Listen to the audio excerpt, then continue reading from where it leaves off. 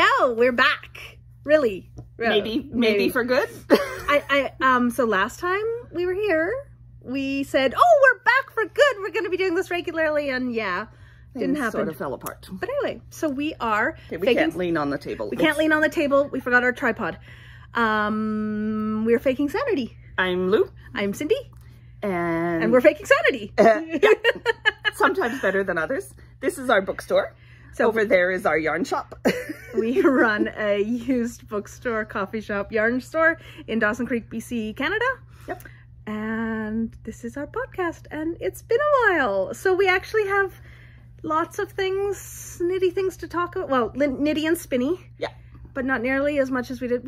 We didn't podcast because we kept going, oh, I have nothing to talk about. Yeah. I haven't been knitting, or I haven't been whatevering. And yeah. It's been kind of 3 years of not crafty. Yeah. Oh, okay. You talk while I clean my glasses. Okay.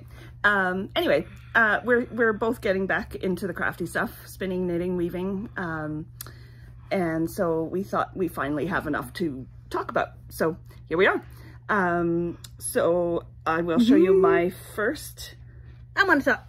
Okay. I won't show you my first. You were taking too long.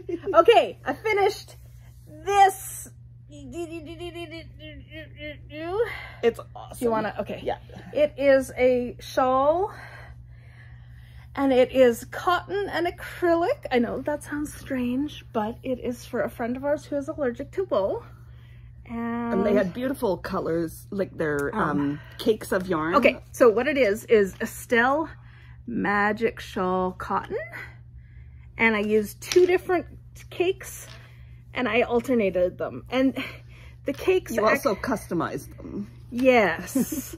the cakes actually change colors gradually. So you can see, like, this one goes from a yellowy green, more green, dark green, back to the yellowy green. And then the other goes from that dark blue, through a light blue, and then back to the dark blue. And I alternated them every 2 rows. So this, I didn't actually have a pattern. Just increased on the edge to make an asymmetrical. Well, it is crocheted linen stitch. And I was just doing an asymmetrical triangle. And then I decided that that was deep enough. And so then I started decreasing with a kind of... Just rippled edge. Yeah. Did you bind off 2? At the end there? Yeah, because I was still increasing on this side. Mm-hmm. So I started decreasing 2 on this side. So it's a very asymmetrical triangle. Anyway, Dano loves it. It's lovely. Yeah, she'll wear it a lot. Anyway, so this yarn is it's like 50% acrylic, 50% cotton. And I just got it on sale, and I just thought it was really neat. It's definitely Dano's colors, and trying to find something that she can wear that doesn't have any wool at all and is something that is her colors. And this is the epic story of my project for Dano. So probably 6 or 7 years ago, I started, because I found this very cool pattern by Lee Meredith that is a skirt/cardigan. It's convertible. And like the sleeves, they cinch off. They cinch up and become the pockets, and it was really cool. And I bought some yarn for it, and the yarn did not work with the pattern, so I tried it with a different yarn, and that one was too heavy. Yeah, anyway, it didn't work for the pattern, so I was like, okay, fine, I'll do something else. So I was like, okay, well, I'll do a wrap skirt for her, because that was the one that was too heavy. And so I was doing it out of the bamboo cotton Sugar Bush Trickle, which is a lovely yarn too. It's bamboo and cotton, except that, so he worked from the bottom. When the pattern was a Knit Picks pattern, and then you work from the bottom, and there's about like this much of a pretty lace pattern, and then it's just solid. Except that it was so solid that I had about maybe a foot of it done, and it already weighed like 500. No, it wasn't that much, but it was really heavy. And by the time it was stretching under its own weight. She's tall. It was gonna be so heavy. It wouldn't have any kind of swoosh or whatever. So I So I came across Found this a different pattern. and I found a different pattern and a different yarn and I did this and she's very happy. So yay. Yeah. And she's finally going to get it after 7 years. Someday I will do something with all those other yarns and patterns. But yeah, I love this. Yeah, it's very cool. And It needs blocking, and it's cool. I love crocheted linen stitch. Yeah, it looks really neat. It's really simple. It's a really dense one, but it doesn't feel like crocheted. It feels much more like a knit fabric. Yeah, it's thinner. Yeah. It lays flatter than normal crochet. And I don't know, it's not gonna block out at all, is it? Oh, no, of course it's not. No, you're just gonna... I'm just gonna wash it. Okay. Yeah. So, woot. Done. You talk. Okay. I also did, if we're talking about epic things, I bought a loom 5 years ago. I think it's been longer than that. That, well, when we were Louette dealers anyway, so at least... Oh, you're right. At least 5 years, maybe closer to 8. And oh God, we're sad. We bought a sock knitting machine that we had for a year that we've barely touched. Yeah. Well, I cranked a sample. I really want to get into it. I just... Mental space hasn't been there for crafting. Yes. Yeah. For learning new things. Yeah. I can do the same old. That's about it. Yeah. So, but you learned something new. No. Well, yeah, you taught yourself how to So I had already done one project on Cindy's Cricut loom, which is a rigid heddle. And I hadn't finished waxing my loom, and I didn't want to put it together until I had waxed it properly because I knew I would never take it apart to finish waxing it properly. And so my incentive was I couldn't use it until I waxed it. But in the end, I just used Cindy's Cricut loom to do another one. Yeah, I know. She has a mistake. They have a mistake. So I had some yarn here that wasn't selling well. That was this gradient that went from navy to this pinkish and then to this lighter pink and into gold.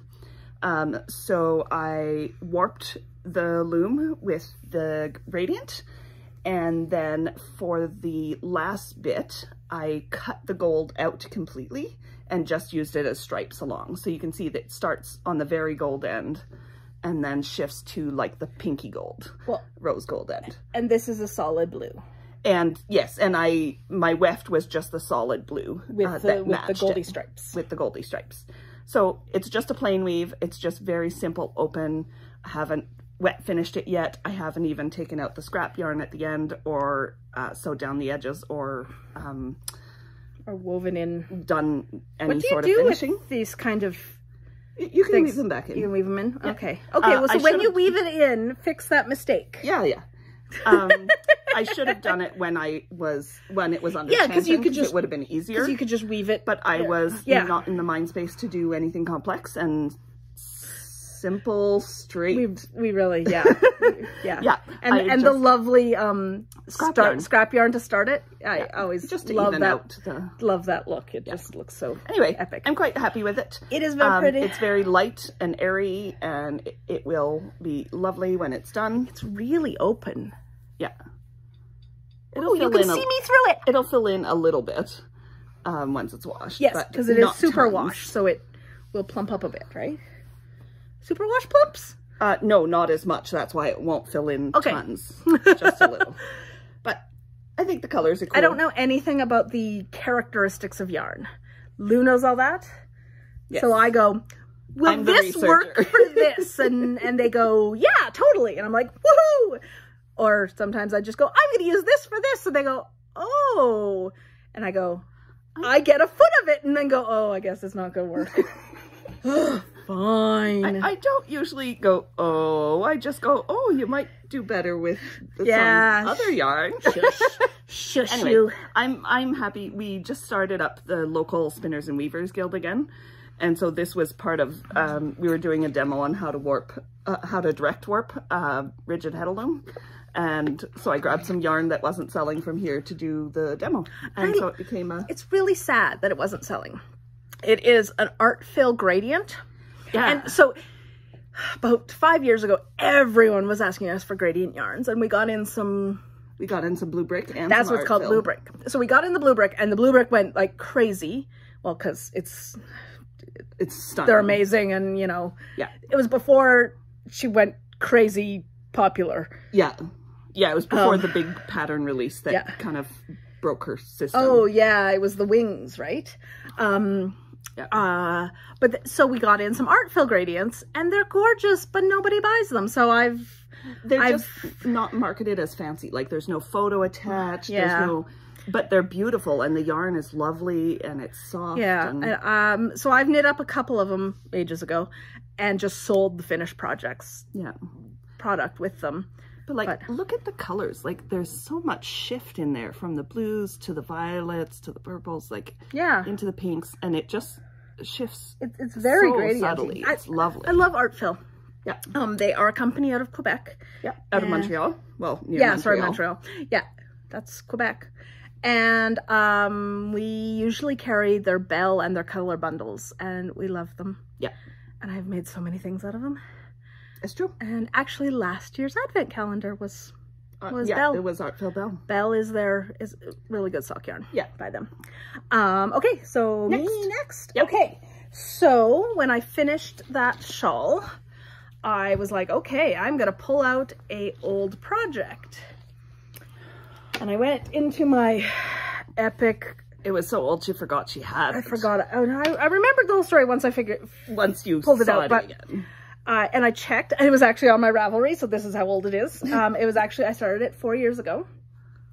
And it is this epic, cable-y, and you may remember this. She had knit a couple of these before. It's not the same pattern. So I had knit, but I knit one out of the shanty. This is Sugarbush Shanty, which I'm so sad that it's been discontinued. It's fabulous. It is it's a linen and wool blend. Whoop, whoop, whoop. Yes, it is. I made a weekender out of it, and it's just so... Yeah, I can't find the... 75% superwash merino, 25% linen. And so when I'm knitting with it, I end up just coated in linen. She is a linen magnet. I'm a fiber magnet. This is why I'm never going to spin. But anyway, so I had knit a big stole out of shanty, and I just had it at the store as a sample, and one of our lovely customers was like, I love this shawl. Like, I wasn't planning on selling it. It was going to be for me. But she was like, I love this shawl, and what I want to do with it is have it in my classroom, because she has a lot of special needs kids, and she was teaching on a reserve, and so there was a lot of kids that just needed a little extra snuggle. Yeah. So she had like a little comfort corner, and she really wanted this. So I sold it to her. Kind of like a weighted blanket idea. Exactly. But soft. And so I sold it to her. And then she came back the next year and was like, okay, I'm in a new school. Can you knit me another one? So I did. And our friend Rebecca was like, you didn't say it was going to be for sale. I would have bought it. And I was like, you don't need to buy it off me. I will knit you one. So this is a different pattern. This is the Lundy wrap from Knit Picks. I don't remember the author. Sorry, designer. I can check it. But she just loved the heavily cabled and this green color. Love these cables. I love the most complex cables ever. Like this is actually really simple for me. And I find them tedious. It's like cables. Ribbing. I love the way it looks, but it's just tedious. Anyway, so I am whipping me with your needles. Sorry. I am about 2/3 done. Excuse me, because I have limited amount of this yarn. Because it's discontinued. It is discontinued. You're done. Yep.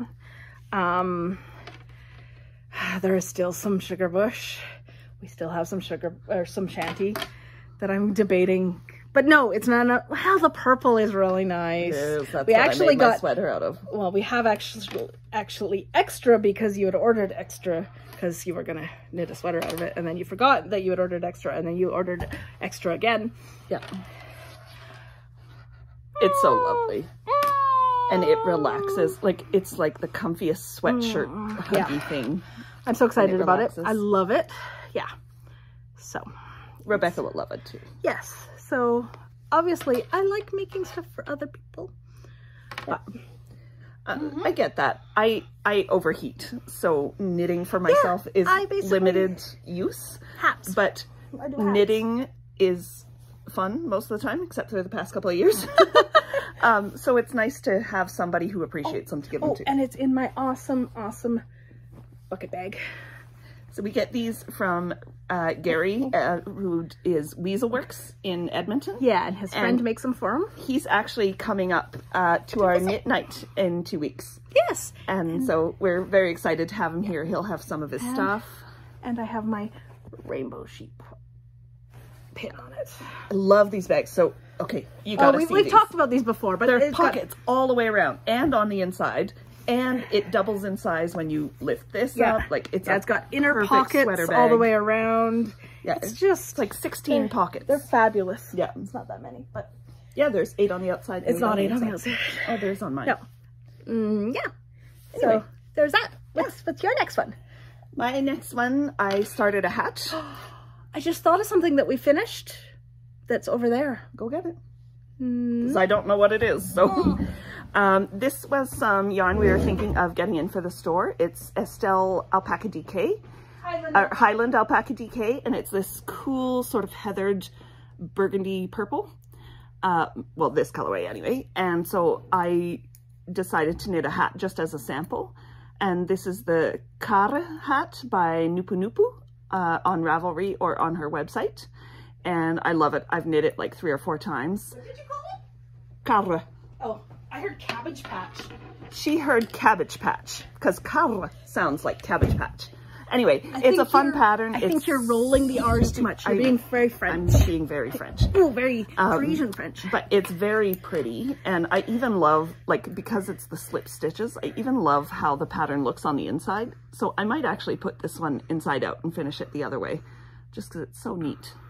But it's such a nice, it's a squishy yarn. Yeah. And it's fabulous. So it might be something we bring in the future. So we had the Estelle Alpaca DK, which was with merino and alpaca. Yeah. And then they discontinued it and came out with this, which is, it's a little more rustic.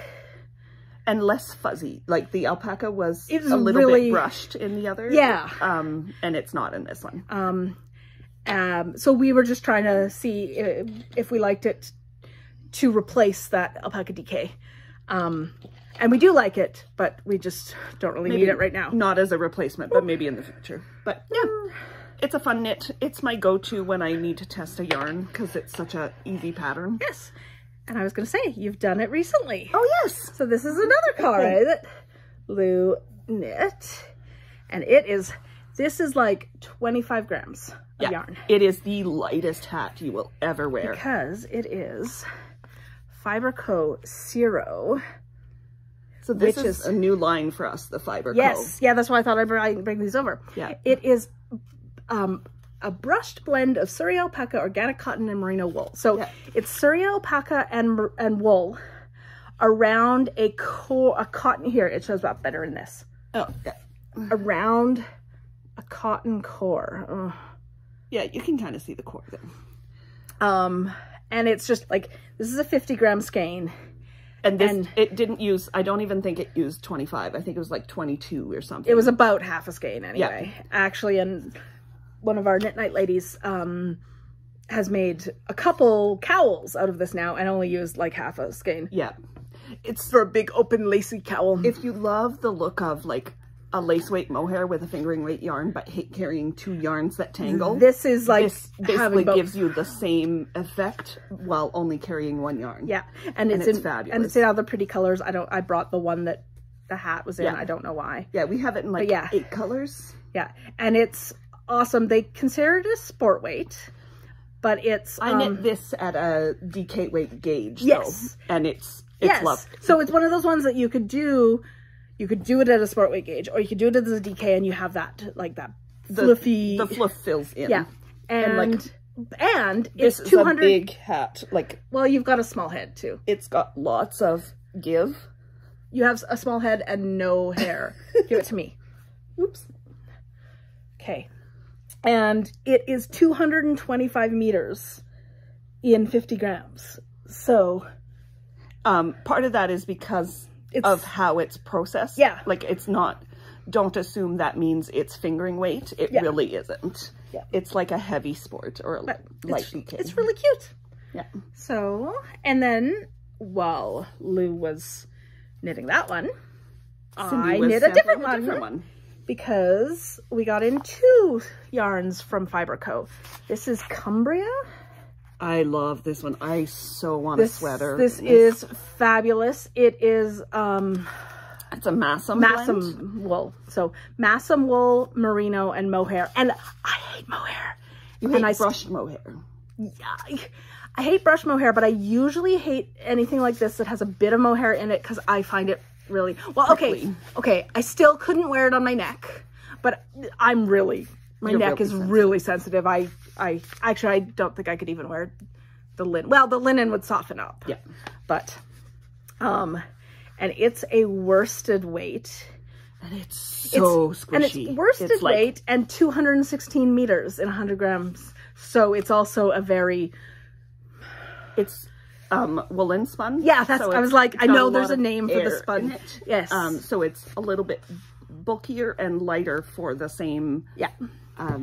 Compared to most woolen spun yarns. It's lovely. So it's a British yarn, and their colors are all named after like British places and stuff. But it's and they're all like just either gorgeous, heathered colors. So we got, there's this one that's this deep like midnighty teal that's amazing. It's kind of like this but darker, and it smells like wool, like, you know, when wool smells sheepy, not poopy. Yeah. And not like gross sheepy, just a little yes.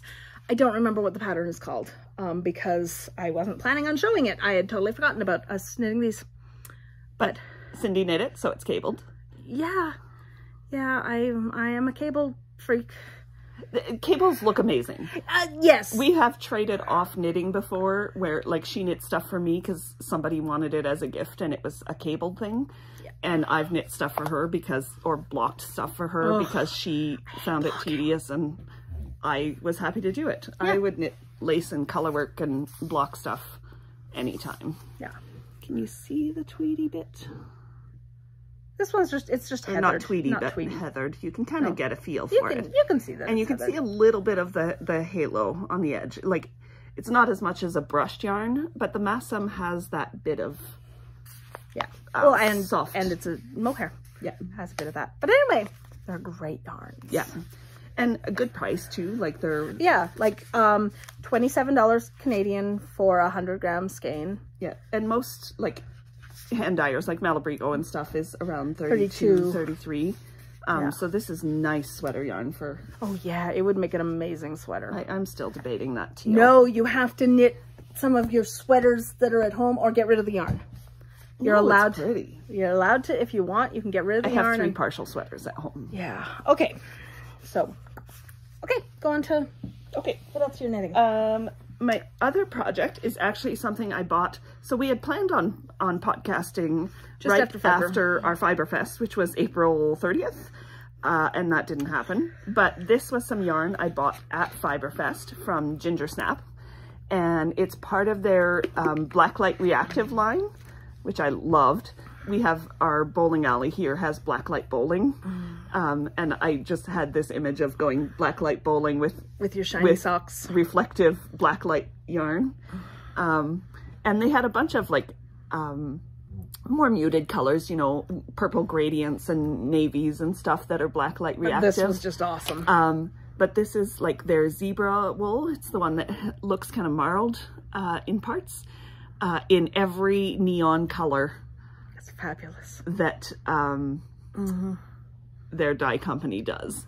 And I actually had the first sock completely knit. Well, no, I had the first sock knit well past the heel. And I realized I loved how it looked in stockinette, or in reverse stockinette, but I had done it as a rib. So I tore it out to redo it because I think I'll be happier with this, but I think I'm going to go with the reverse stockinette look. It just looks so cool. It does. And I'll love it. I'll wear so much. So, yeah. Okay. So that's Ginger Snap's zebra yarn, and I might actually buy another skein because they are going to be at the Prince George Fiber Festival this weekend. We're going to the Prince George Fiber Fest this coming weekend. Yeah. Yeah. So if you're there, come see us. Yeah. Come say hi. Yep. So while I was looking for more skeins of this to put into it, I went through my stash to find them and went, oh my goodness, I have so much acrylic. You know what? I'm okay with my sock yarn and all my other yarns. I'm okay with it. I'll get to them eventually. I love them. But I have so much acrylic. Because you were making scarves to sell. Well, yes. I have the colors to make Harry Potter scarves that I was selling. I'm kind of not in love with Harry Potter. In love with Harry Potter right now. So I am not making them anymore. So I have leftovers from that. I have been making like rainbow scarves and stuff like that. So I have that yarn because of course that was yarn we were getting from our distributors. So I had to buy in bags of 10. And then I bought a bunch of knit picks. But it didn't count as stash because it was for sale stuff. Exactly. I bought a bunch of Brava worsted from knit picks because, well, some of it was, I was making Doctor Who scarves. Still making those. That's cool. I was doing some amigurumi. And I had some other little plans for it. Yeah. Well, and you were doing some crocheted blankets too at that point. Yes, I crocheted myself a blanket. Yeah. But then, from even further back, I have so much Red Heart. It's ridiculous. So, I started crocheting a blanket.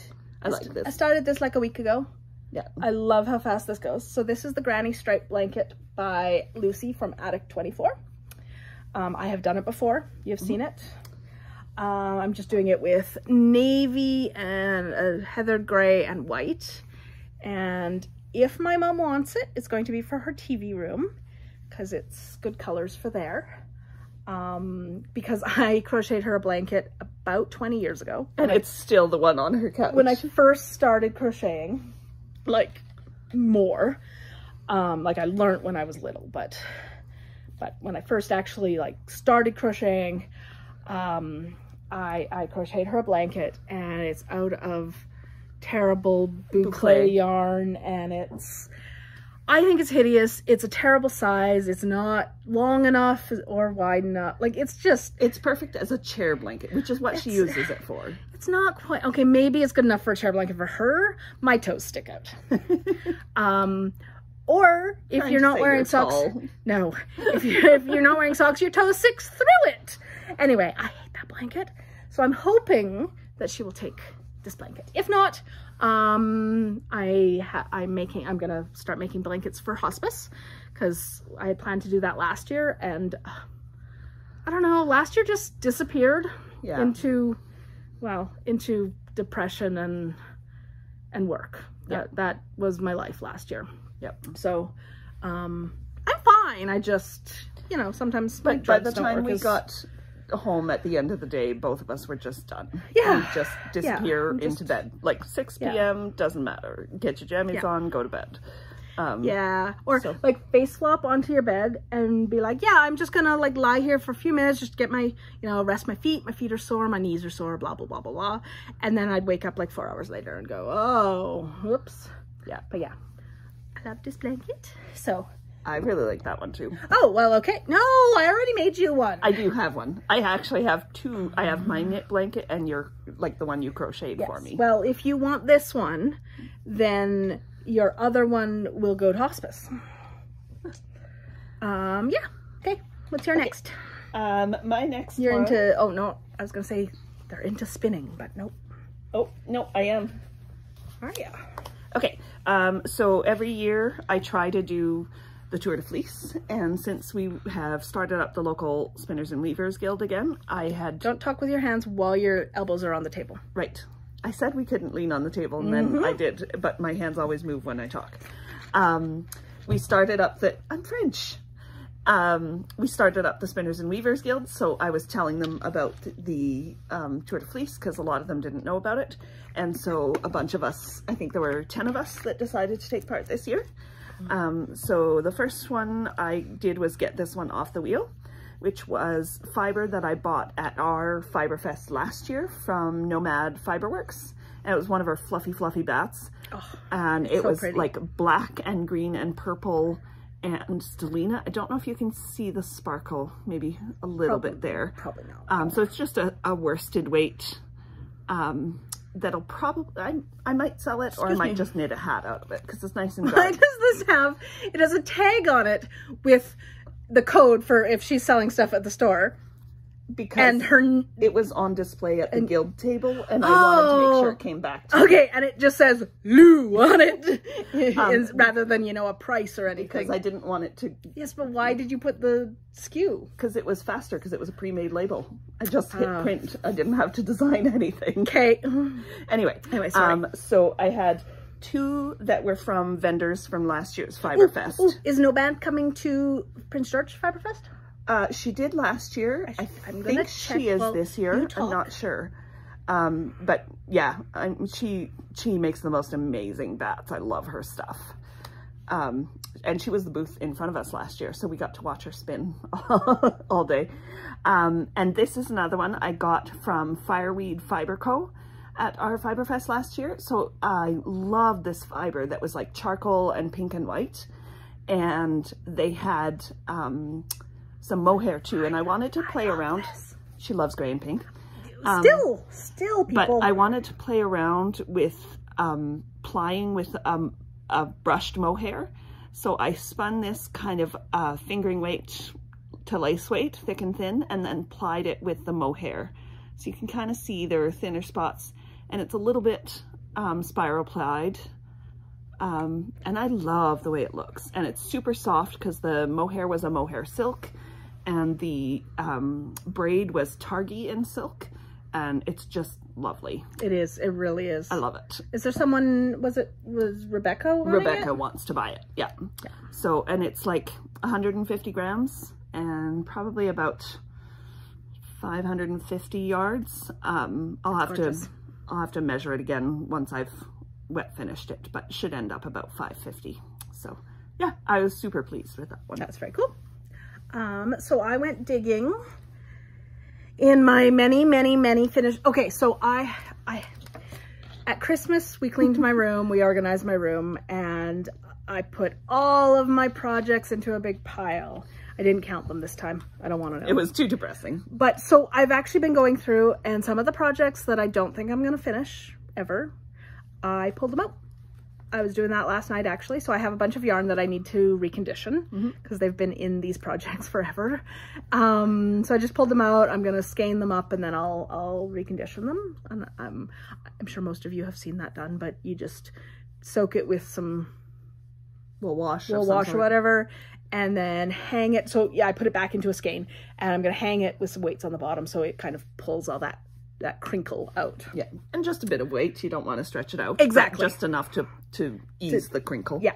So one of the projects I did find though was a pair of socks that was almost done. And I love this yarn. The funny thing is actually I had both of the socks. I was doing them Concurrently because I wasn't doing them on the same needles, but I would do I'd do the ribbing on this one and then the ribbing on the other one, and then the leg on this one and the leg on the other one, and then the heel on this one and the heel on. So anyway, so I have one that I finished and one so soft. One that is almost finished. And you can tell that I started these a long time ago because they have Knit Picks needles in them instead of ChowGoo. And she's been using ChowGoo pretty much exclusively for the past 3 or 4 years at least. 5 years. Maybe more, yeah, maybe 5 years. Anyway, so the yarn is, I just had it up. Oh, and Nomad will not be it. But some other ones that I have not heard of before. I love meeting new people and some of our favorites that we always love to see. Okay, so this yarn is, move. Ocean Park yarns. Sorry, that's really blurry, I know. Okay, anyway, it's Ocean Park yarns. I got it in a stash, in a de-stash from Sarah a long time ago. Oh, and you did the garter stitch edging on your heel. You don't usually do that. I actually, yeah, I did really nice. I did a heel flap and turn, which I never do. This is, you can tell how old these are. Anyway, so I finished this one, and Lou was talking about how much they loved this yarn, and I went, okay, cool, socks for you, because I tend to get socks from them. If I try new patterns and I don't size them well, because I don't bother swatching for socks, because I know people with feet a little bit smaller than me or a little bit bigger than me, so I just give them away. So I finished off that first one. And it fits me perfectly. And it fits. And I have one of these lovely little, it's cool. Put the fabric behind it so it's, we just got these in, I don't know, a couple years ago. See, we're just so well organized. Anyway, it's a sock sizer thingy. It's got needle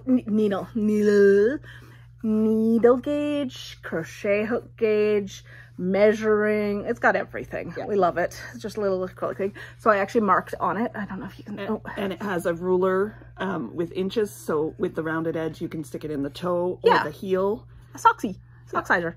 Anyway, if you're familiar with Burning Impressions, kind of like her sock sizers. Okay. Yeah. If you can see the little purple mark on it, that is the length of. I can't remember. Other foot. I can't remember if that was the shorter. I'm gonna have to measure that one. I have two different size feet. Different size feet. So that is the size of one of them. Oh, that is your shorter foot. Yeah, that is where you started the toe for the shorter one. No. It's definitely not the end of the sock. Sure it is. Yes, that's where I started the toe for the shorter one. So I have to go further on the other one. Anyway, yeah. I love it. And it'll be awesome. And the heel fits all right?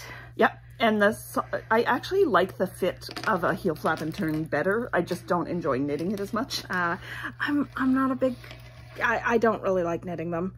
I really like the Fish Lips Kiss heel. I like knitting it. I like how it fits for me. Yeah. So I like the Sweet Tomato heel as far as knitting it and fit. Yeah. Like it's the best combination for you. For me. Yeah. If this fits a little bit better, but I enjoy knitting a short row heel much better. So I usually just do the Sweet Tomato heel for myself. But yeah, so that's I'm very excited to get my these. Third project that is for other people. Happy people. That's all right. I really don't actually wear a lot of knitted stuff. I wear socks. Socks is about sometimes the only one in the I winter. wear regularly. My shoes are too hot. I can't wear. Ooh, but I got some new shoes, so maybe. And I wear a lot of hats. So in the winter, I have a different hat for every day, basically. Yeah. Okay. I just have more spinning. How's podcast? Sorry, I was reading a message. You forgot to turn off. I got a text message. I turned off the ringer, but forgot to turn off notifications. Asking how the podcast is going. It's going good. We already talked about that one. Already talked about that one. Yeah. The other thing that I spun for the Tour de Fleece this year, I haven't talked about this. This wasn't Tour de Fleece, was it? Yeah. I thought it was before. Oh, okay. Nope. Is Honui Silk Blend from Heavenly Wools. It's some of the last stuff I have of hers, and I'm so sad because I love this, but I just found out that Fiona just launched her website to sell yarn directly, or fiber directly. Fiona is the one that raises the sheep, right? She's the so shepherd. Not Heavenly Wools. No, that's right. Heavenly Wools was the dyer of the So Fiona raises Honui and has gotten it to be a registered trademarked breed, and it's amazing. It's designed as a spinner's flock. Like she micron counts every single fleece that goes out of there, and I'm talking with my hands on the table. And so like you buy a bag, a braid of wool, and it'll say like this batch specifically is 21.7 microns, or this batch is 23.4 microns, and for a nerd like me, that's awesome. But this is the Honui, and this color is the natural color of this sheep. She breeds them. She gets 10 different colors, from like misty gray to oatmeal to moorit to like dark brown. It's just amazing. And it is so soft. And like everybody I've had touch it, because she has extra fine, fine, and medium are the categories she calls them. And like even the medium, which is 26 to 27 microns. And people who, like, we have a lady here in our group that is really sensitive, and she does like cashmere blends and silk blends, and that's about it because she's so sensitive. And she couldn't believe that the stuff I was having her touch was the medium 27 micron stuff, because it felt like her merino. Yeah. It's so soft. And then, yeah. And then Heavenly Wools does such amazing dyeing. Oh, she really does. Loved her so stuff. she's not dyeing anymore. That's what it is? Or she's... She is, but she's just doing local markets and stuff. Her website's closed. So I just can't has order too much it. on her plate. I can't order it from here. Maybe someday but again. if you're near, I think she's near Canberra now. If you're near Canberra. I thought she was in New Zealand. Well, she had moved to take care of her mom, and I have a feeling that was near Canberra. Okay. She's New Zealander. But, okay. Anyway, it's beautiful. I love it. This is the fingering weight. It's chain plied. It'll be about 350 yards because I spun it pretty densely, but it's lovely. It's lovely. Yeah. Yes. Okay, so my next one is something I just started like last night. Last night? You started a new project. I started 2 new projects because my 2 projects, the blanket and the big shawl, are massive projects, and I needed a little project. So we'd had at the store, we'd had these night shift, the shawl kits. The shawl kit was so huge. Out of Cascade Superwash Wave. So they were kits of 6 different colors to do the Andrea Mowry night shift shawl. Yeah. And they weren't selling anymore. So we split up the kits, and I wanted to do a sample of them. So I took 2 of the colors. Green and blue again. Always. So this one is just called blue, and this one is called green blue. Some of the others have better names. But so There's nothing wrong with a functional name. I just thought I would do a hat, because hats. Well, actually, I had, this one's in a ball because I had used the knitting machine. We have a circular knitting machine that I use to make scarves. And I tried striping these on it, but it was getting really messy. I was going to say, it's a little thin for that machine. No, not bad at all. And then I pulled that out, and I had actually just done this one. I had done the whole skein, and I had done it as a cowl, but I just didn't like how it looked. It was just boring. But I really wanted these to go together. And these are cool because this wave is a really long color repeat, and it's a 3-color, it's a 3-ply yarn. Yeah, and they're all, ply is a slightly different shade, and they shift. Yeah, and they shift differently at different rates. Yeah. So what I'm gonna do, I just did the ribbing last night, and I didn't have big enough needles to then change to my bigger needles. But I'm just gonna do I think probably 1 row stripy hat, just really basic. And that's to have at the store to show off the yarn, because it's lovely yarn. I really love it. It's a really cool yarn, and people just kind of glance at it, but they don't really, I don't know, look at it more. So I really wanted to make something out of it. We like to have, that's why we have like these and stuff, just so people can see how it are nice samples to have around, because they don't take a lot of space in our store either. And people tend to then ask if they can buy them, and we're like, yeah, sure, whatever. I'll just make another. So yeah, I'm just going to do that, and then I'll probably just make another hat out of the leftovers. So that was my more portable project. Good one. I think my last stuff is these 2. So I bought at our Fiber Fest, I bought a braid from Fiber to Fabrics this is yak and silk and wool. So you can see there's a bit of the natural color of the yak coming through, but it's over dyed in like this burgundy rose. And I'm going to ply it with a skein. We had a vendor from Nakusp in Alberta come called Kiviot Ink. Oh, the Kiviot. And I bought a skein of natural colored Kiviot. And so they harvest it traditionally. So they go up, they get the Kiviot, and they like comb it out with a fork and from the animal directly. No, from the bushes. No, this one is like when they are hunting. It's the leftovers from so they comb it from the fork. Okay. Normally, I was like, they combed from a wild buffalo? No. Oh my! No. I was picturing that. Normally it's picked up, they brush up against the trees when they're shedding, and so you collect little, like a gram of fluff off of every tree they brush up against. But so someone was But if hunting somebody it, has hunted, then they use every part of the animal, so course, that there's no waste. So these were harvested from hunted animals. Okay, but I was like, I was really picturing that. Videos on her website about so cool. Scraping the skin with a fork to pull out all the undercoat. Kiviot is amazing. Yeah, if you haven't seen it, yeah. So this is yak and silk. Yeah, which isn't quite as soft as Kiviot. No, but then you have the Kiviot. But then I have the skein of the Kiviot.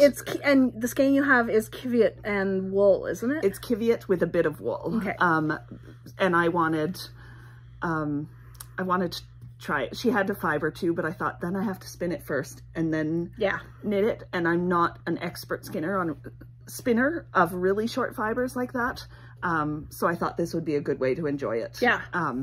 So yeah, that'll be mixed with some Kiviot. I can't wait to see that done. Me too. So have you finished spinning all of this? Yes. Okay. Yeah, this was a 50-gram braid, and then I'll ply it with the Kiviot. So, okay. And I spun this in the opposite direction so I can ply it and not have it unwind on me as I go. Oh, see, planning ahead. So smart. Okay, so I had started this hat that I just talked about. So it would be more portable, but then I was like, oh, it's still 2 balls that I'm alternating between. That's silly. That's not portable. So then I started an actual portable project. I'm sorry. No, I just realized don't do that. I'm just going to close this notification. No. Okay, well not, okay.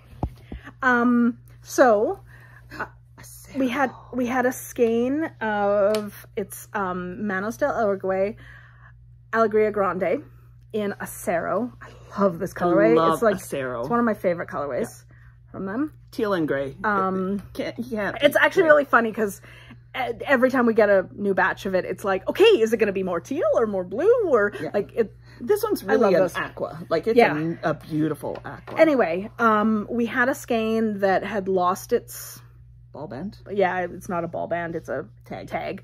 And I was like, oh, that's fine. I'll just knit up a. Such a hardship to have to knit with this beautifully soft love this yarn. Okay, guys, this yarn is so amazing. It's so squishy. It's beautiful colors. Yeah. It helps women in Uruguay. I cannot say Uruguay.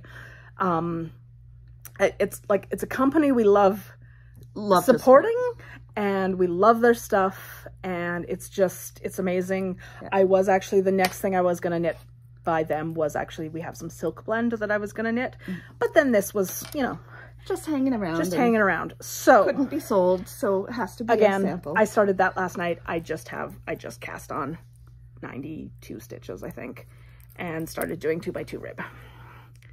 So boring. It will be a hat. It will be a hat. I do a lot of hats because I wear hats, and I like knitting hats because they're fast. And they can hang on the peg in front of the yarn for a sample. Yeah, and we have lots of little heads that we can wear. We have styrofoam heads. We have styrofoam hats in the yarn shop. Yeah, and this is one of my favorite stitch markers. I made a bunch of them. Oh, I can't. Okay, well, the camera's over here. Yeah, I know. I'm just... Okay, I'm just... You fail. Frickin' sakes. Okay, they're little... Oh, they're little fish skeletons. They're just... Oh, they're my favorites. Okay, there. Woo! Here. Yeah, we're terrible at this. Anyway, I love them. So yeah, I have not picked a pattern yet. So you have a few rows before you need to decide. Yeah, I might actually... See, I like cables, but cables in variegated now. This might do better in a slip stitch pattern. Or I was thinking it might be like an actual pattern I design, but that might just take too much effort. Oh, do you guys have this problem where when you're knitting, it like twists up and then you have to like do this and wait for your... It depends we how both have this issue. It depends how you knit and if you always turn the same direction when you change row. Like if you're knitting back and forth, if you always change the same direction or not affects it. But if I'm going around in a circle. Anyway, I tend to dangle my knitting to unwind it every few rows. it might be a design I make, but that will probably take too much brain power. So it will probably not be. I've got to finish. So pretty. I've got my family, several of my family members are right now on a trip to Nova Scotia and visiting family members that have stayed in the area and checking out some of the local history and the villages where our family came from on my mom's side. And so Jen was talking about, my cousin Jen was talking about going, like they went to Percy Rock down in the Gaspé, and they were in Bonaventure Bay, and I have a design in the works that was something I was working on that was based on the national and provincial parks in that area. Yeah. And it's one with like whale flukes and water and stuff. So I was thinking I might have to finish that. And you know what you should finish? Your dinosaur bone one. I did finish that one. I just have to... Well, you should finish the pattern. Finish writing the pattern, yeah. Yeah. I've got the dinosaur bone hat and cowl. But my last project for today is some spinning. Shock, because I haven't been knitting a whole lot. So this is a really dark, like bluey purple with teal bits in it. And you can see a bit of the silk here. I'm going to pull out the ball so you can see it, the color more clearly. It's not a ball. Or the handful of floof. So it is mulberry silk in the most amazing, like greens and purples and blues. And it's just so soft and so shimmery, and it's going to be amazing to wear. So that's your current spin? That's my current spin, yeah. So I will finish this, and then we have some wool that is kind of this shade of purple right here mixed with the dark navy. So I think I will ply them together. Yes, it never made it to the store stock. It came home with me. Silly. So we don't have this yarn. I bought a bunch of stuff in the store, and then I decided I couldn't let anybody buy the one because I knew it would match this so perfectly.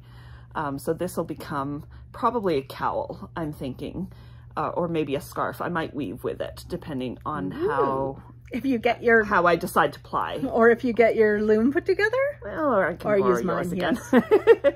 But I just love it. Like the colors. It is so shiny. You can't even see how brilliant and saturated the colors are on here. It's just stunning. It is. And I can't get it to pick up the purples enough, but they're just like iridescent.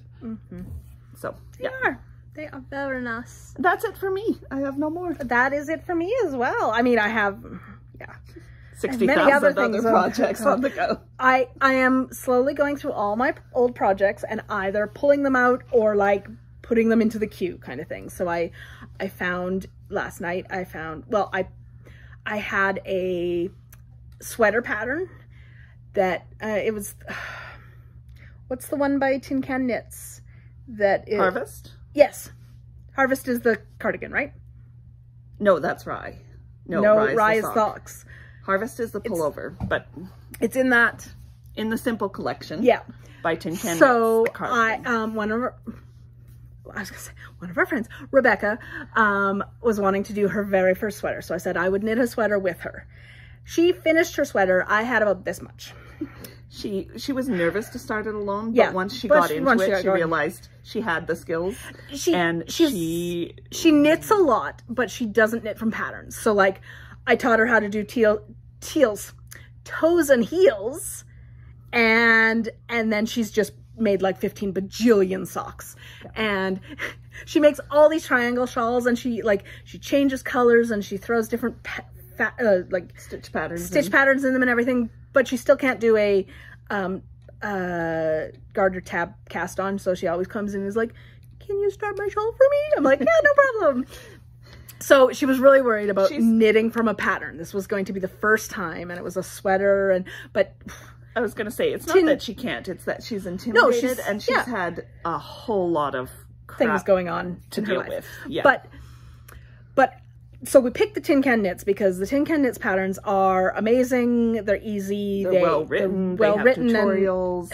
So easy for I always recommend them to people for a first pattern. Yeah. or a 17 millionth pattern. But, so yeah, so I had about this much done. I had the shawl collar, is about that wide, and and you do it, and then you pick up and you start knitting your raglan. And I had the shawl collar, and then I had like this much. So I ripped it out. So I have to recondition that yarn. But I found another another sweater that I didn't realize I'd gotten so far on. I actually, oh, you can't see. Yeah, it was about 3/4 of the body. My waist. And I want it down to my hips. So yeah, and then I'll have to do sleeves on it and then pick up and do a, excuse me, button band. And I have gained weight since I started making it, but you had made it really loose. I had made it quite with a lot of positive, or no, positive V's. And also the button band is only probably about 1 inch wide. So I thought, oh, I can just make it a bit wider if I want to. Yeah. But I never tend to close my cardigans anyway. Yeah. So, yeah. That reminded me of some yarn we got in this week. We have a local farmer. Right. We probably should put that up on the website. We have a local farm here, and they were vendors at our first Fiber Fest. And they're fabulous, Fred and Jackie. Fred and Jackie run Cone Tree Farms, and Fred had been sick this past year, so they didn't come to our Fiber Fest. But Jackie just got back some of the yarn they got milled from their last flock sharing, and they used to have like Clun Forest and Polypays and like dual purpose, like meat breed fleece stuff. But they got a couple of animals from another local farmer that were Gotland and BFL. And so this was the first of their like Gotland stuff. And the mill they usually use can't handle that long of a fiber because it grows so long on the Gotlands. And so they tried a new mill, and new mill was one of our vendors. Yeah, it was the Rosebud Fiber Mill. Mill. Rosebud. I was like Rose Hill. No, that's wrong. They're right in Rosebud. She's fabulous. She's fabulous, and she'll they can deal with longer fibers than the mill in Carstairs. Yeah. And so Jackie brought this huge bag of yarn from the dad, who was like, the ram was pure Gotland, and then one of his daughters, which was a BFL Gotland cross, and it is the squishiest, loveliest, like I so want a sweater in that. And I know you said I'm not allowed to bring home a sweater, but I told Jackie that I wanted to knit her a hat out of one of those I told you that. Or I told, anyway. I took home one of the skeins of the pure Gotland, which is this lovely light silvery gray, and I'm gonna knit her a hat. I thought you said the dark one was the... No, I was gonna do a stripe with the dark. No, I thought you said the dark one was the Gotland and the silver was the... No. Okay, I've got it wrong. Yeah. No worries. Yes. So that'll be my next project. This will be on the go for a couple of months. But yeah, I don't mind if you take home yarn. Obviously, I do too. I just have to knit it. You are not allowed to take home more sweater amounts. But this would be perfect sweater yarn. I know, and but you have to let go of some of your other sweater yarn if you're going to. We're going to have, so we did want to mention in the podcast today too, that we are doing a couple of things. If you're local, we are planning a stash swap probably for September, October. Basically, we said we're not talking dates or planning until we get back from the Fiber Fest next weekend, because that's the main priority right now. But then if you're local, stay tuned on our social media, because we'll be doing a stash swap. And if you're not local, we're actually in the process of putting all our yarn and our Pride shop and all that, our gifty stuff, on our website. Not much of our gifty stuff, some of our knitting stuff. So some of our knitting gifts, like Chowgoo needles and shawl pins right now are the knitting accessories, and then but we're really working on getting our yarn up. Yeah. So we're slowly adding stuff every week, but so check out our website, and we will have some clearance stuff up there. So right now we have we have the shanty on clearance for, I think it was 20% off. It's been a while since I did it, but Yeah. 20% off because we only have 3 colors and it's the last of it. Yeah. It is fabulous. And it is. And if you want to make a sweatshirty type of sweater, like you did the Weekender. Oh my God. It was beautiful. So Actually, amazing. I made a weekend. Oh, that was another thing I finished this year. I made a Weekender out of it as well for Sheila. For Sheila. Yeah. It was really nice. Yeah. I knit a sweater.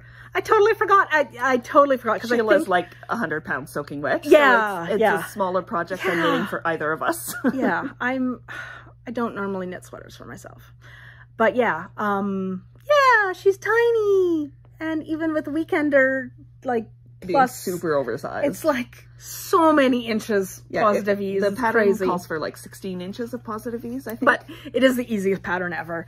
I really enjoyed. The only thing I didn't like about it was second sleeve syndrome. She said she wanted to convince Sheila that it was a trend to do that's where we were. sweaters with one I think sleeve. that's where we were last time we did a podcast. I was talking about, no, it was in the spring. We did a podcast in the spring. Oh, okay. Yeah, I know you forgot about this. Yeah, I did. I thought it was I had one sleeve done and I was just like, I don't want to knit this second sleeve. She really did. I really, really didn't. And I was like, let's convince her that, one sleeve is the new fashion. She thought it was hilarious, but she didn't go for it, unfortunately. So I did knit the second sleeve. But yeah. You knit a sweater. I did. I totally forgot about that. Yeah. I knit all this stuff for other people. I have several half sweaters. I have one finished that was a hoodie vest that I did finish. But by the time I finished it, it didn't fit. So I donated it. It was in the last donation stuff for Sally Ann. Oh, really? Yeah. We could have, figured it out. It was fine. I enjoyed knitting You totally could have, knit a panel and then taken apart the... Yeah. Oh, but it was knit in the round, wasn't it? Yeah. So you would have had to actually, I would have had to steek it. And steek. And it was acrylic. I wanted something that was totally, that I could wear out, not that I can't, but, that I could wear outside, and to not music worry festivals about it. Yeah. and stuff. Lay it on the ground, get it full of grass and bugs, throw it in the washer and dryer. Right. So it's not a yarn that would steek. Yeah. So I was fine with donating it. I enjoyed the knitting of it, and it was lovely. It was dark charcoal gray, because I have a thing for gray. Yeah, me too. That's what my sweater is in. Yeah. Though I was thinking, when I'm done it, I might, double knit. No, is that what it's called? It's basically where you embroider to look like knit over other knitting. That's a big trend right now. I was thinking so many designers are doing that. I could do a rainbow or something across, or just a pretty color or something. But anyway, yeah. So I have been trying to figure out all of my half-done projects. Yeah, I think I might rip out some of mine. I ripped out some last night. I ripped out the sweater that I had this much on, and I had a double knit bookmark that I was never going to finish, but I learned how to double knit from it. That's different double knitting than I was just talking about. It's where you're knitting. What you were talking about is not double knitting. Some people call it that. It's like duplicate stitch. Duplicate stitch. Double knitting. Duplicate stitch. Okay, cool. I was actually double knitting a bookmark, and I was like, so I just pulled that out. And I was doing a scarfy shawly thing for my cousin-in-law, and I was like, we talked about it so many years ago. She probably wouldn't even be interested in it anymore. It's beautiful yarn. I will just knit hats and sell them because that's what I do. So I pulled it out because it was only partially done and I didn't know where the rest of the yarn was. I've got to design you some patterns so that you can do other patterns and to sell, knit patterns that are okay to sell. Whoa. That aren't hats? Yeah. But I like hats. But you like hats. Hats are so quick. Though I could do some mitts. But the problem with mitts is that... Second mitt syndrome. Yeah. And around here, people don't want fingerless mitts. No. I love fingerless mitts, but really, when it's 40 below, you don't want your toesies, your finger toesies. Toesies. You don't want your hand toesies sticking out. So my other big projects that have been on the go for years is blankets. Lots of blankets. So I was doing a hexie blanket that, truthfully, if I just put on all the hexies I have done, would probably be a blanket, and I could just use it now. Yeah. I had one. I was when mitered squares were all the rage. I was doing mitered squares, except I was doing stripy mitered squares with black, striped with black. They're really cute, but I am never, ever, ever going to finish them. So I think I might sew them together. I think I have enough to make a cushion cover. And I know... It would look cool, too. I know Rebecca really loved that project, so maybe Rebecca will get... It was all her, like, sock yarn left over, so there's tons of bright colors. Beautiful bright colors striped with black, yeah. And so I have all of these... I have a bit of a scrappy issue. She has bins of scraps that she keeps. I have a big bin. There are 3 scrappy blankets on the go. No. Yes. You've forgotten about the other 2 already. There's the mitered square one. Yeah, there's the hexies. There's the hexies. And then there's the fingering weight granny squares with the light gray to bound them. No, that's the hexies. And the worsted weight. Oh, but I only squares with the dark gray to bind them. That was hexies again, and I only did like 4.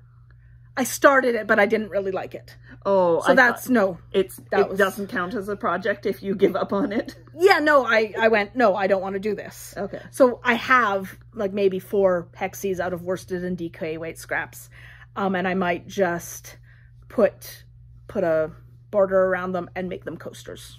Oh, that's fair. That's a good use for it. Yeah, since they're done. But yeah, so I just have those 2 blankets. Well, and one's going to be a... So I think if I can't take home yarn for sweaters, you can't take home yarn for blankets. I don't take home yarn for blankets. And you have to finish them. So that's what I was talking about. So I have all these scrappies and minis and everything. So I started making a magic knot ball. So I have a ball about this big that's all scrappies knotted together using the magic knot. And I think it's going to be a corner to corner scrappy blanket. Oh, that looked cool. Because then, like... Then it doesn't really matter how... I don't know how long... Exactly. Yeah, how long the repeat is. And I think that will just be it can be an ongoing project with all my scrappies. Like, I'll start knitting from this magic yarn ball and then put just a bunch of my yarn as you... Yeah, or just start a new ball. Yeah. And then, yeah, and I made a ball like this big from them and barely made a dent in my scraps. Because for a while, because I was doing that hexie one, and I used, each hexie had 4 colors, and I'd make 2 hexies with the same 4 colors, but in a different order, and the smallest amount was like 1 gram of yarn. Every scrap. And like I had people giving me scraps from their socks, which was great and everything. But yeah, I am going to finish that blanket. That is my goal for, I think, this year. That's going to be my year. Good goal. Yeah, I still have, what, 4 months left? As long as nobody goes, oh, I want this for Christmas on like December 17th. My sister did that a couple years ago. Ooh. No, actually, it was my brother-in-law. But my sister asked, so it's all her. No, I'm kidding. He got a hat with a miniature version that said, it's coming. No. It was, I'd given him a Cool House hat probably about 7 or 8 years ago. Yeah. And he loved it, and he used it all the time. And people who appreciate my knitting get more. Yeah. That's why Rebecca seems to get a lot of my, because even though she knits herself, she also gives away a lot of her knitting. That's why she gets a lot of my socks. Yeah, like she appreciates them, and she loves this stuff. So yeah, but yeah. Anyway, and he shrunk it. Yeah, it got thrown in the washer and dryer and shrunk it, and he was like, I really love it, and if you wouldn't mind making me a new one. And I was like, I even have the same color of yarn. Yeah. Of the same yarn, because it was Cascade Echo, and I love Cascade Echo, and and it's a giant ball, so you always have too freaking much. I swear I have a whole bin of Cascade Echo, guys. I have got to deal with it. I have to deal with my Cascade Echo obsession. Well, it's just like people are like, oh, well, because I often will make hats for people if they ask for our customers, because hats really don't take me long. And if somebody wants some out of that, you're just yeah, like, well, and I'm I'll like, buy oh, the yarn. I don't mind having the leftovers. Yeah, I don't mind having the leftovers, and then I have some. I did. We have a neighbor in our apartment who wanted building the cowl? that wanted headband. And yes. she loved the first one, and then the second one, she was like, so could you do it out of this yarn? I was like, okay, well, that's a huge ball. For a headband, yeah. Don't buy the ball yourself. I'll buy the ball, and I'll just take the leftovers. So she didn't have to pay for like 2.5 times or 4 times the amount of yarn she needed. Because the Cascade Echo has 250 grams. Yeah, and she needed about 35. Yeah. So. But yeah, so yeah, we have, anyway, I was talking about, I have 4 months left in the year. I'm gonna get that hexagon. I think why I had stopped on it is because at one point when I went to add the next like row of hexagons, I noticed that one of my earlier ones, the magic ring had come undone. Oh. So there was a hole, and I was like, I'm not in the place to fix it right now. Yeah. And I didn't want to be like moving the blanket around more and make it worse. Yeah. So, and I know it's fixable, but yeah. I don't want to. Yeah. So I think that's it for our knitting and spinning. Okay, we're already at 1:10. Yeah. And we normally do culture consumed, so I think we're just going to skip culture consumed. Okay. Unless there was something you really wanted to talk about. Maybe? Yeah, go ahead. Okay. Culture consumed. So this is where we talk consumed. About books we've read, TV we've watched, movies we've watched, music we've listened to, blah, blah, blah. Yeah. Okay. So normally this is the part where I'm more quiet and she's more yappy. Yeah, because I read a lot of books. Because she reads faster than I do, so there ends up being a lot more. But I have been obsessed with the Shannon Messengers. I'm late on this train, but the Shannon Messenger Keeper of the Lost City series, I read the first one, just, you know, need something different. And I could not put it down. It's targeted for like young readers, like 8 to 12, something like that. But I couldn't put it down to the point where I had to go buy the rest of the series because we didn't have it in, and I needed to read it right now. In audio, she bought. Yeah. Sorry, talk with my hands. But yeah, if you haven't read them yet, and you're the only other person in the world that hasn't, I highly recommend them. They're amazing. I haven't read them yet. They're like, the writing is good. They deal with serious issues, but it's a fantasy, and it's a different take. Like, there are elves, but they're not what you normally see of as elves. They're not Tolkien-esque. Yeah, they're very much not Tolkien-esque at all. Are they Pratchett-esque? Do you remember the ones with elves? The one with elves? Ones?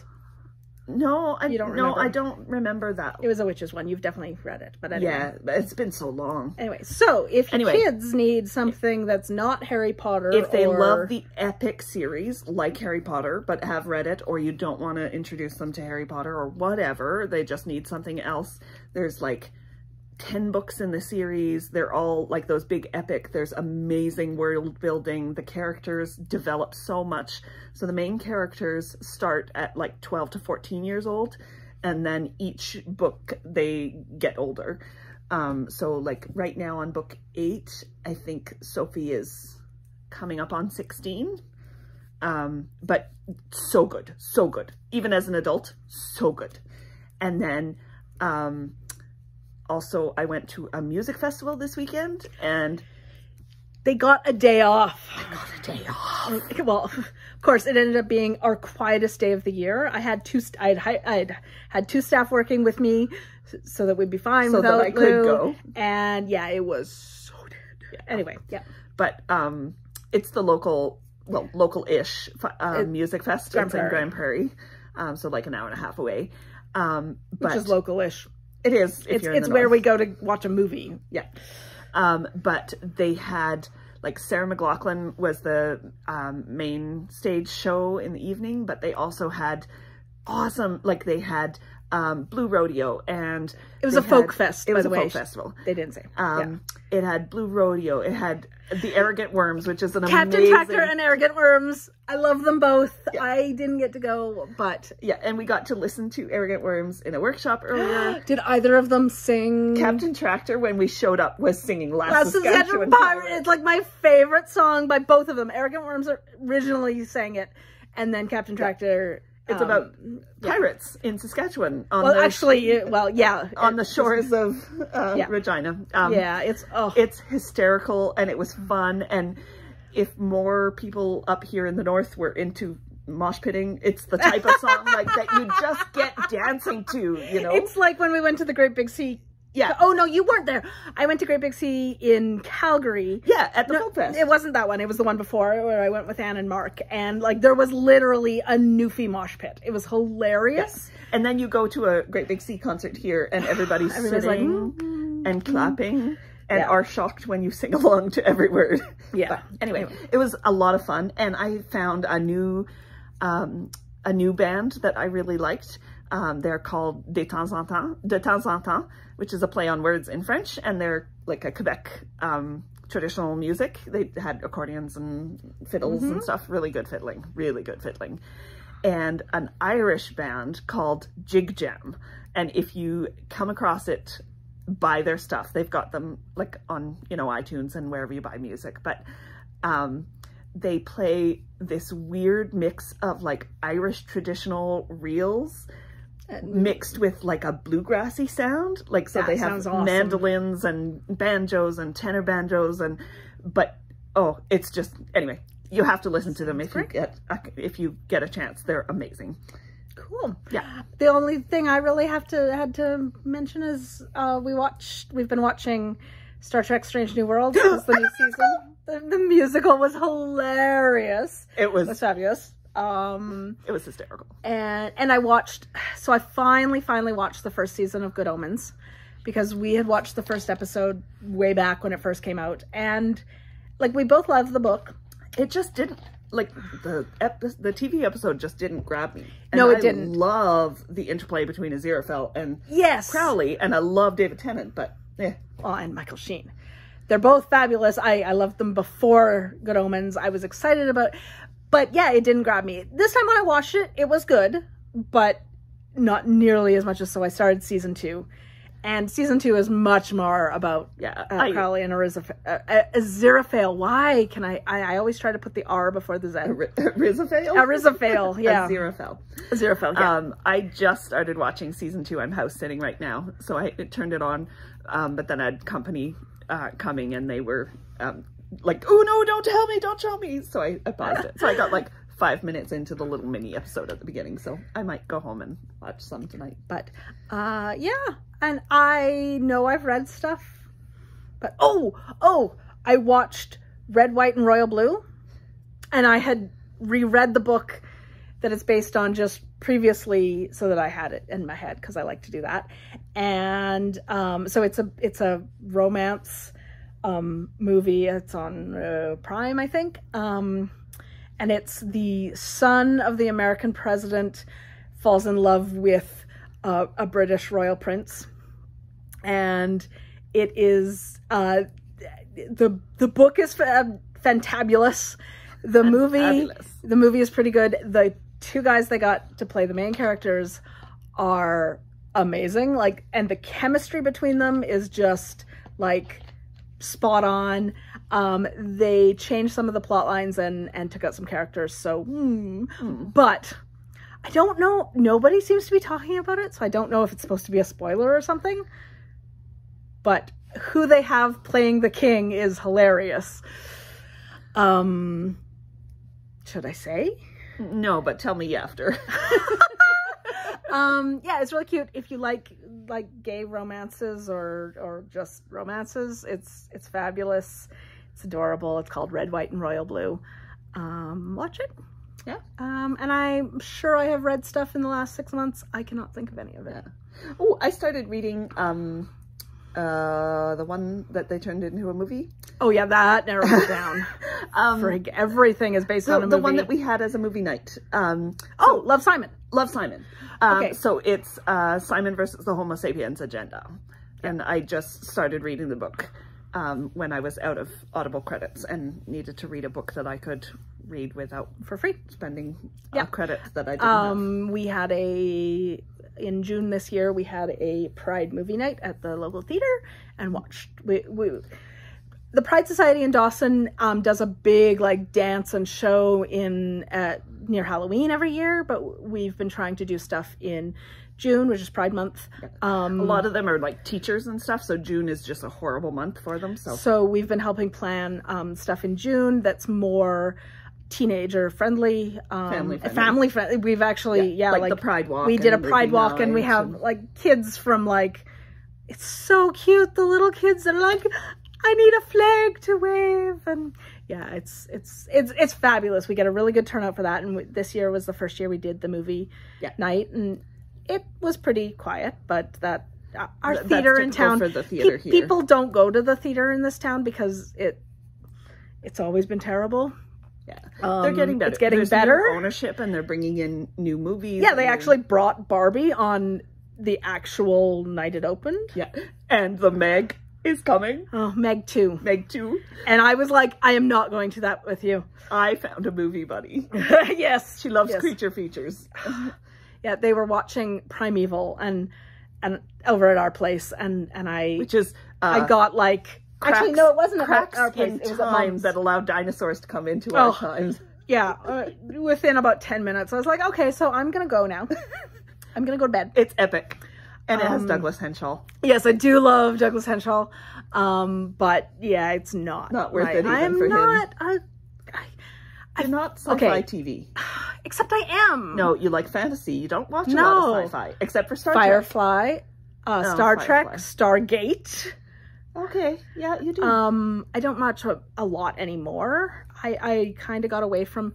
I used to be a sci-fi fantasy person, like, completely. Yeah. And I haven't even been reading it lately. People are like, oh, you've got to read this series. And I'm like, yeah, it doesn't catch... Truthfully, I've been having a really hard time with that lately. That's kind of a sign that my brain's not doing good. But in the last, like, week, I've started about 4 different books and went, man, this just doesn't interest me. Like, Packing for Mars by Mary Roach.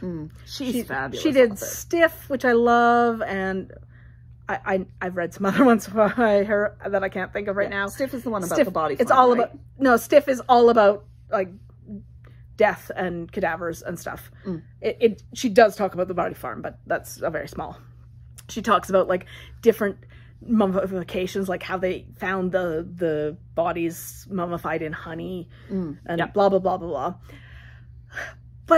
And I love her, and I started Packing for Mars yesterday and was like, yeah, I'm fascinated by astronauts. I like her writing. They've got a decent book reader for the audiobook, and I'm like, no, it's just not catching my attention.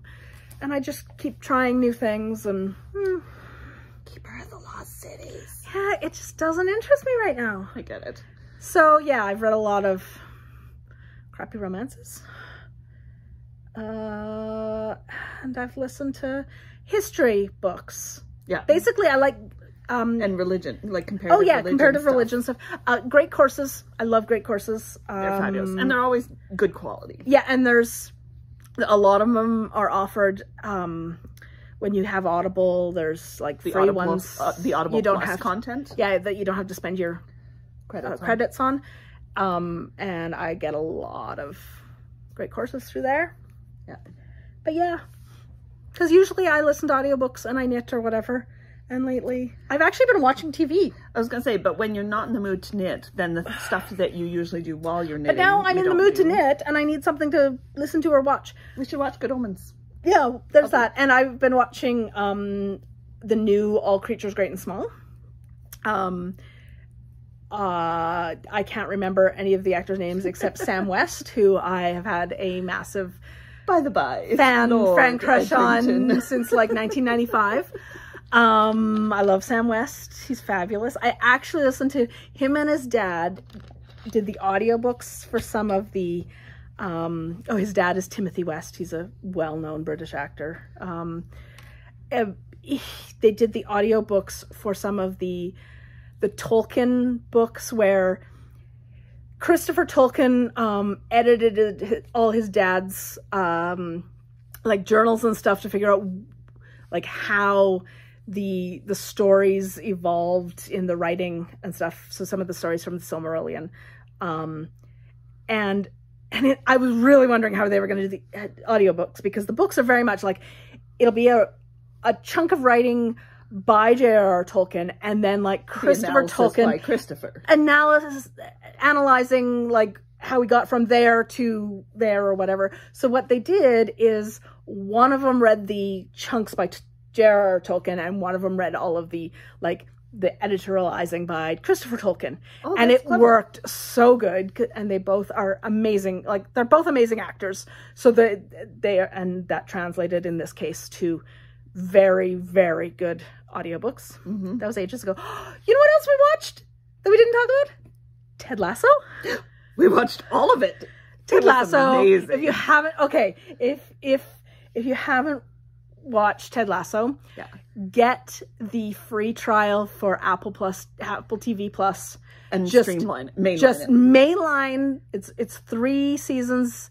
It's about 3 short seasons. Yeah, they're 10 to 12 episodes each, and it's feel good and laugh out loud, and it's about an American football coach who goes to coach British football, so soccer, Premier League team. Yeah, he doesn't even understand soccer. Knows nothing about soccer, but he cares about making the most of the team. Anyway, yeah. The only thing I didn't like how the last episode ended in a couple, like they tied up a bunch of the storylines. Nobody liked the last episode.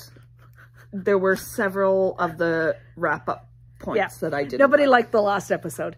I mean, I did, but it was a fabulous show, though. It was, and just the bestest show. It's just not a show about sports, though. It's a show about the people, and just the setting is sports. Yes, kind of like West Wing was about. Except there was more politics. West Wing got more politics. It's like Sports Night was about. Yeah, but nobody knows what Sports Night is. You have to go find Sports Night. It was like 25 years ago. You realize that, right? Yeah, it was. See, one of the seasons was in '99 because they were talking about Y2K. Oh, you're right. We're old. I'm ancient. Yes. Anyway, Ted Lasso is fabulous. You don't have to know anything about soccer. And it is such a happy, feel good. So many TV shows right now are dark and like, yeah. Or just a historical look at coming through dark times. Yeah.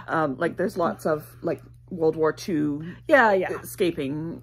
That's more in books than in shows, but I want escapism, pure and simple. Yeah, it was Ted Lasso was mega volcano. It became really big during the pandemic, so probably anyone who wants to watch it has watched it. But anyway, if you haven't, if you kind of went, oh, I wonder what this is about, watch it. Yeah.